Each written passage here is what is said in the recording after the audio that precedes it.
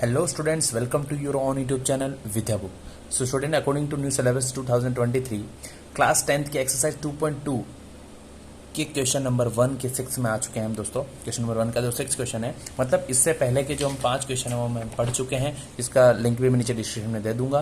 तो दोस्तों क्वेश्चन है हमारे सामने, क्वेश्चन रिपीट करूंगा ताकि कोई नए ऑडियंस जुड़े हैं तो उनको इस क्वेश्चन अच्छे से समझ में आए।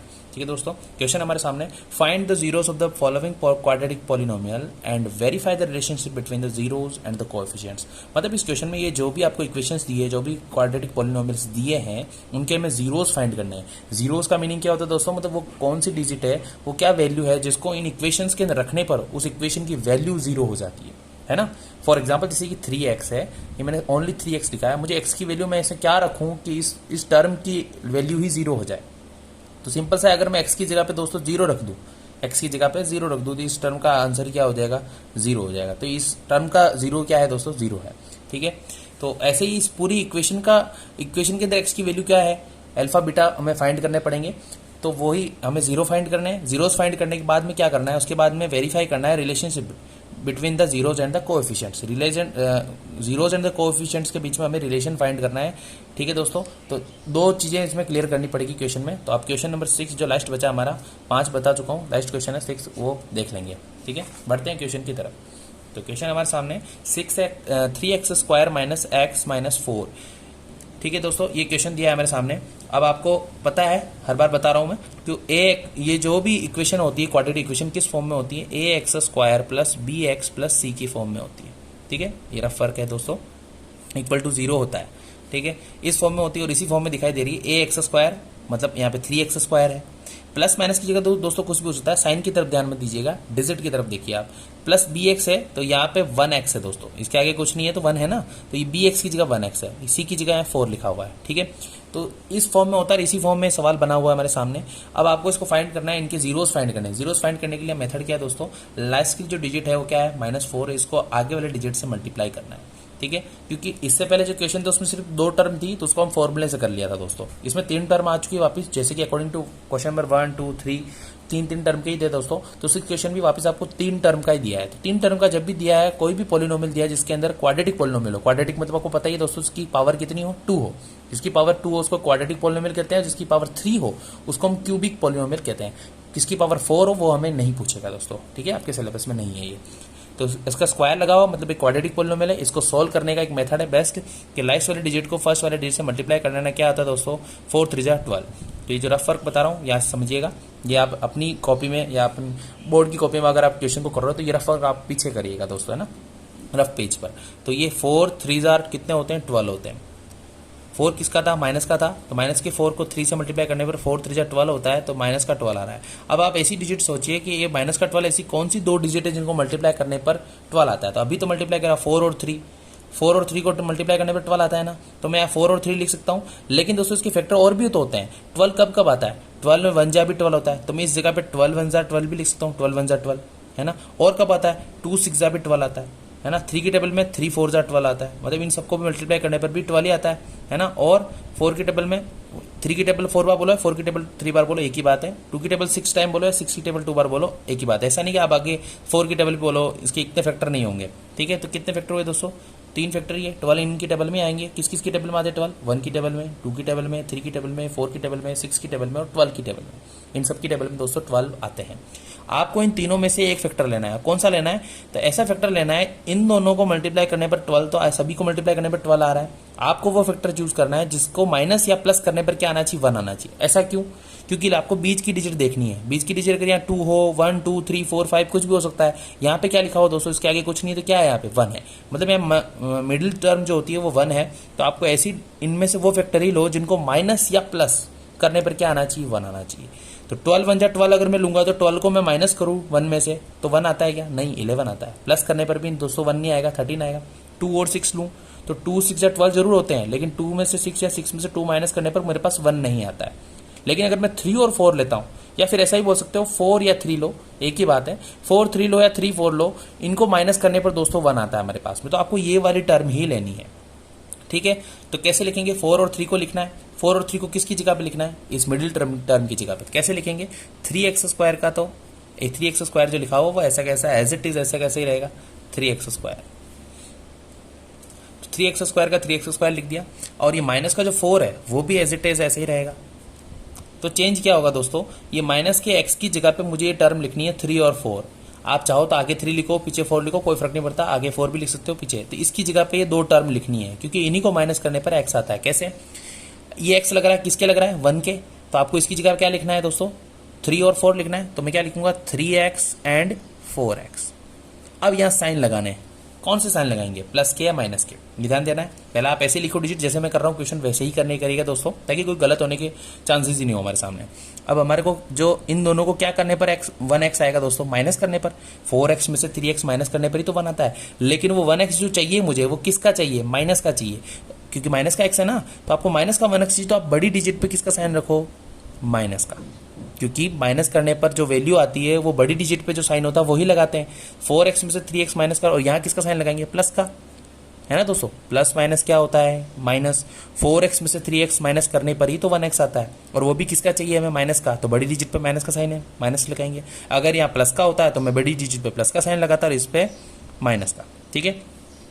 तो इक्वल, इसके इक्वल में क्या चलता है दोस्तों, 0। इनके इक्वल में हमेशा 0 होता है, क्योंकि हमें जीरोस फाइंड करने हैं। अकॉर्डिंग टू क्वेश्चन हमें क्या फाइंड करने हैं, जीरोस। अब हम यहाँ से कॉमन ले लेंगे दोस्तों, इन दोनों में कॉमन आ रहा है, क्या कॉमन है, दोनों में 3 कॉमन है। और दोनों x और x में क्या कॉमन है, एक x तो कॉमन है ना दोस्तों, कम से कम एक x तो है ही है, तो एक x कॉमन ले लेंगे। कॉमन लेने के बाद हम ब्रैकेट लगाते हैं, जो कॉमन आता है उसका डिवाइड हम दोनों में देते हैं। तो 3x का डिवाइड में 3x स्क्वायर में दूंगा, तो क्या आएगा दोस्तों, 3 से 3 कैंसिल आउट हो जाएगा, x से x कैंसिल आउट हो जाएगा, क्या बचेगा, सिर्फ एक x बचेगा ना, क्योंकि यहाँ स्क्वायर था, तो एक x अंदर लिख देंगे। फिर ये 3x का डिवाइड इसमें देंगे, क्योंकि इन दोनों में डिवाइड देना है, क्योंकि कॉमन मैंने इन दोनों में से लिया था, तो मैं कॉमन लेने के बाद डिवाइड भी इन दोनों में दूंगा इस डिजिट का, ठीक है। x बचा था, अब इसका डिवाइड देंगे, किसका साइन है, प्लस का, तो यहाँ लगा देंगे प्लस का sign as it is. 3x के अंदर 3x का डिवाइड देंगे, कितना आएगा दोस्तों, 1 आएगा। 3x कैंसिल आउट होने पर हमेशा 1 आता है, 0 को भी मत लिखना दोस्तों, ऐसा बहुत सारे ऐसे करते हैं कि 3x से 3x कट गया, 0 बचा, 0 नहीं बचा दोस्तों, 1 बचा। कोई भी डिजिट कटती है, फॉर एग्जाम्पल 4 के अंदर मैं 4 का डिवाइड करता हूँ, तो 4 1 जा 4 होता है ना, तो 1 तो बचता ही है। 3x से 3x कट गया, 1 बचा, 1 लिख दो, ब्रैकेट क्लोज कर दो, नहीं तो हवा घुस जाएगी, ठीक है दोस्तों। अब देखना, तो यहाँ पे क्या कॉमन है दोस्तों, माइनस। एक तो आपको फ्रंट में जो डिजिट होती है पहली, वही साइन लगाना, माइनस का साइन है तो माइनस लगा दो, यहाँ प्लस है तो प्लस लगा दो, दोनों माइनस माइनस प्लस करके प्लस मत लगा देना, आगे जो साइन है वही लगाना है, ठीक है। अब दोनों में क्या कॉमन है, 4, ये 4 कॉमन ले लो। x कॉमन है क्या दोनों में, नहीं है तो नहीं लिखना है। 4 कॉमन आया, ब्रैकेट, अब ब्रैकेट लिया, इन दोनों में से कॉमन लिया है 4 को, तो 4 का डिवाइड भी इन दोनों में ही देंगे। तो पहले इसमें देंगे, पहले साइन का डिवाइड दो, देखो माइनस माइनस क्या होता है दोस्तों, प्लस, मतलब यहाँ जो डिजिट लिखूंगा वो किसकी लिखूंगा मैं, प्लस की लिखूंगा। 4 से 4 कट गया, क्या बचा है, सिर्फ x बचा है, x लिख दीजिए। वैसे अब इसमें डिवाइड करेंगे तो माइनस माइनस क्या होता है, प्लस होता है, तो प्लस लिखिए। फिर 4 से 4 कैंसिल आउट हुआ, क्या बचा, 1 बचा, 1 लिखिए। हमेशा ये दोनों ब्रैकेट सेम आने चाहिए, तभी हम क्वेश्चन राइट कर रहे हैं दोस्तों, ठीक है। जो दोनों में कॉमन है वो एक बार लिख दीजिए, मतलब x + 1 2 बार लिखा हुआ है, एक बार लिखिए। और जो बाहर ये डोलते फिर रहे हैं 3x - 4, इनको एक ब्रैकेट क्लोज में लिख दीजिए इस प्रकार से, ठीक है। इसके इक्वल में क्या था, 0। यहाँ जब भी आपको 2 टर्म प्राप्त हो, इसके बाद आप फैक्टर 2 टर्म में ले लीजिए इस क्वेश्चन को। x + 1 के इक्वल में भी 0 है, मतलब इन दोनों के इक्वल में 0 है ना, तो इसके इक्वल में भी 0 है, इसके इक्वल में भी 0 है, तो इसके इक्वल में भी हम 0 लिख देंगे, ठीक है।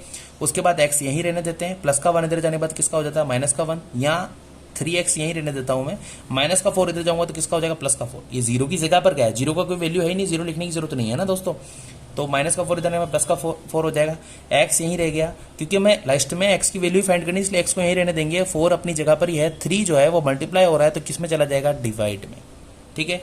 बस यहाँ x की वैल्यू -1 आई है, यहाँ x की वैल्यू 4/3 आई है। सो द जीरोज आर, अब हमें जीरोज फाइंड हो गए, जीरोज आर क्या होंगे, अल्फा ये है -1 और बीटा क्या है दोस्तों 4/3, ठीक है। तो ये -1 लिखा हुआ है, अल्फा -1 आ गया और बीटा 4/3 आया। अल्फा और बीटा यहाँ पे दोस्तों जीरोज है हमारे, जो हमें फॉर्मूले में यूज करने पड़ेंगे इनकी वैल्यूज को। अब हम लास्ट में क्या लिखेंगे दोस्तों, और हमें एक भी ये चीज भी लिख देते हैं, हियर a = क्या है, b = क्या है और c = क्या है, ठीक है दोस्तों। a, b और c की वैल्यू भी तो फाइंड करनी है। तो इस according to formula ax² + bx + c, ये टर्म है दोस्तों, इसी फॉर्म में कोई भी क्वाड्रेटिक इक्वेशन होती है। तो ax² मतलब x² a से मल्टीप्लाई हो रहा है, तो यहाँ x² किससे मल्टीप्लाई हो रहा है, 3 से, मतलब a की वैल्यू, a की जगह पे लिखा हुआ ना 3, तो a की वैल्यू 3 हो गई। bx तो बी एक्स है यहाँ पे, ओनली एक्स है, मतलब ये किससे मल्टीप्लाई हो रहा है, 1 से, और वो 1 किसका है दोस्तों, माइनस का 1। ये बी की जगह पे यहाँ -1 लिखा हुआ है, कुछ नहीं तो दोस्तों 1 होता है इसके आगे, तो -1 ये बी की वैल्यू हो गई। सी की वैल्यू क्या है दोस्तों, सी की जगह पे क्या लिखा हुआ, -4 लिखा हुआ सी की जगह पे, लास्ट में सी होता है, मतलब कांस्टेंट टर्म होती है, ओनली डिजिट होती है, वो क्या है 4 है, वो भी किसका, माइनस का, तो सी की वैल्यू हो गई -4। तो अब हम क्या फाइंड करेंगे, रिलेशनशिप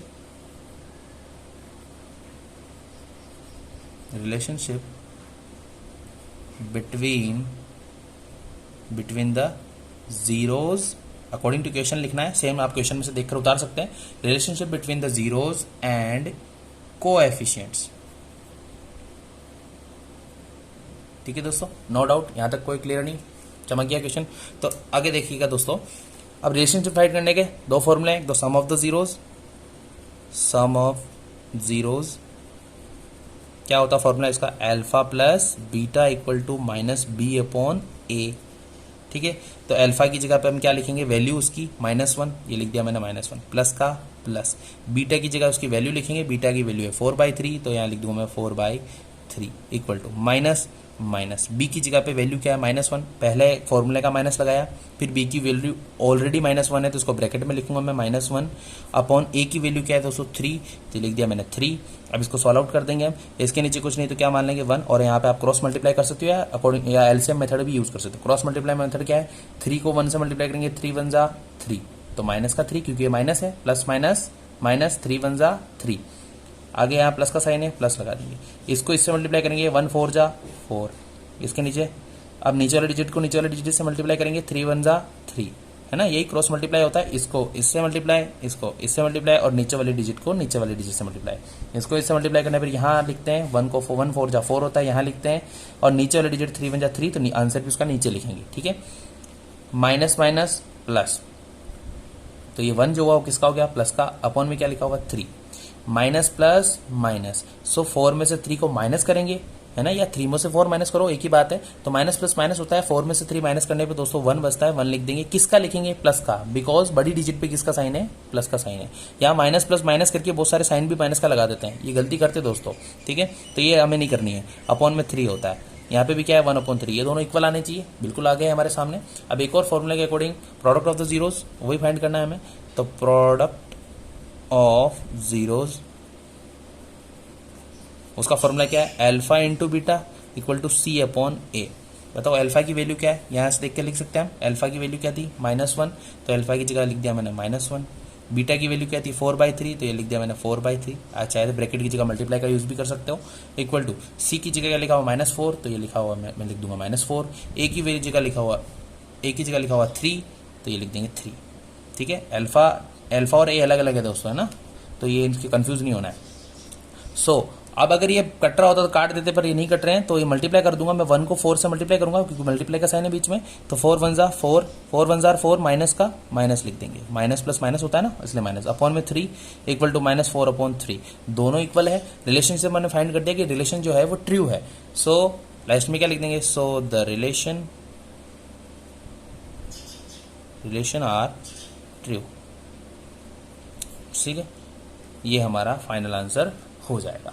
तो ये दोस्तों क्वेश्चन नंबर जो एक्सरसाइज 2.2 का जो क्वेश्चन नंबर 1 था पॉलिनोमियल चैप्टर का, तो ये इसके 6 पार्ट थे टोटल, ये 6 ही हमने क्लियर कर लिया दोस्तों। इसकी प्लेलिस्ट का लिंक मैं नीचे डिस्क्रिप्शन में दे दूंगा दोस्तों, और नेक्स्ट वीडियो में हम क्वेश्चन नंबर 2 की तरफ बढ़ेंगे। इसके अंदर 2 ही क्वेश्चन है दोस्तों, और फिर एक्सरसाइज भी कंप्लीट हो जाएगी। इसके अंदर जो दोस्तों वो जो अपने एग्जांपल्स जो है उसकी मैं प्लेलिस्ट अलग बनूंगा, उसके अलग से समझाऊंगा। अगर आपको एग्जांपल भी चाहिए दोस्तों, उसका सॉल्यूशन चाहिए तो कमेंट कीजिएगा, और वीडियो पसंद आई तो एक सुंदर सा कमेंट कीजिए, इससे मुझे मोटिवेशन मिलता है दोस्तों। धन्यवाद, मिलते हैं अगली वीडियो में, तब तक के लिए जय हिंद, वंदे मातरम, जय भारत।